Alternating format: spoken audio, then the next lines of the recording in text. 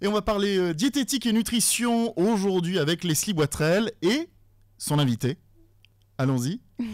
Alors, pas toujours facile de faire manger des légumes à vos enfants. Ils sont difficiles, pas moyen de leur faire avaler les sacro-saints légumes verts.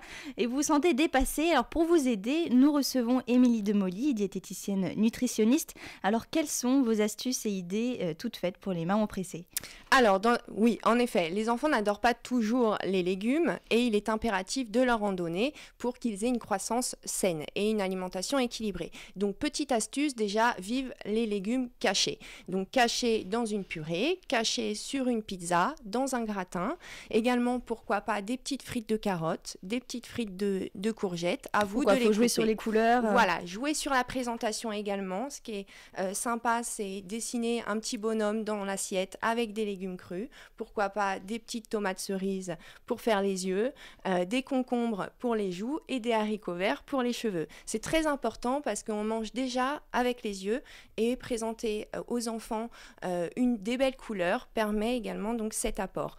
Mais s'ils sont dubitatifs par rapport à ces apports-là, il vaut mieux les cacher, donc comme je disais, dans des purées, des gratins, des petites poêlées, dans les pâtes. C'est très intéressant. Donc il peut y avoir des carences alimentaires en fait, c'est ça le vrai problème et c'est ça ce qui inquiète le plus les parents en fait, les répercussions sur la santé. C'est ça. Il y a parfois, alors sachez que les fruits, enfin les légumes surtout, peuvent être apportés autant frais que apertisés ou également surgelés.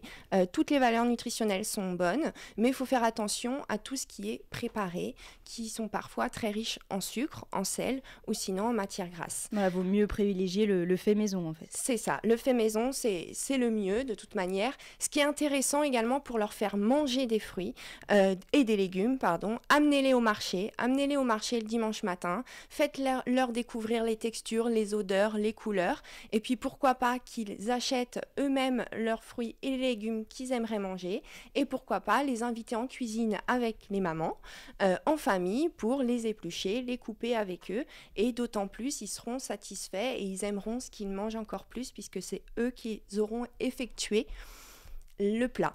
Donc il faut transformer tout ça en jeu. C'est ça, en jeu. Et pourquoi pas également, autre petite astuce, petit jardin. Donc si vous avez la chance d'habiter dans une maison, pourquoi pas un petit potager, voilà, leur laisser un petit mètre carré pour eux. Et puis sinon, si vous êtes en appartement, des petites jardinières où vous pouvez faire pousser des petites pousses de tomates, cerises et également des herbes aromatiques. Et si votre enfant ne mange pas assez de légumes, en fait, les répercussions sur la santé, c'est quoi ? C'est des problèmes de transit, constipation ? Une déficience, notamment pour la croissance et la vitalité. De toute manière, un apport de vitamines et minéraux permet surtout une bonne croissance et la vitalité. Donc, s'il y a déficience et carence, ça s'en ressentira sur la vitalité, une fatigue intense et puis, un manque de tonus qui fera qu'il soit moins concentré en classe, qu'il aura moins envie de bouger, donc moins d'activité physique. La fatigue aussi. Bien sûr. Donc merci Émilie d'avoir été avec nous. Je le rappelle, vous êtes diététicienne nutritionniste. On peut retrouver toutes les informations sur vous sur radiosensation.tv. Merci.